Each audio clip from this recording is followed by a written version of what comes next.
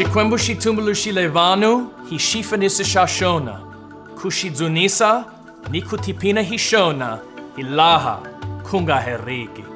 Xikwembu xi na vuhosi byo hi byela leswaku hi fanele ku hanyisa ku yini. Xikwembu i rirhandzu, naswona xi lulamile, a xi koti ku honisa xidyoho. Adamu na Eva va tlurile nawu wa muvumbi loko va lavile ku ringana na yena. Kusukela ka nkarhi wolowo, vanhu hinkwavo va tikume va ri evutoveni, leswi nga ku tlula milawu ya Xikwembu hi marito, miehleketo na swiendlo.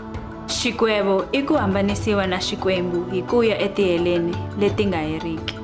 Mahungu lamanene hi leswaku Yesu Kriste hinkwavo Xikwembu na munhu i xinyamfana xa Xikwembu lexi nga riki na xisandzu lexi nga ta emisaveni ku ponisa vadyohi.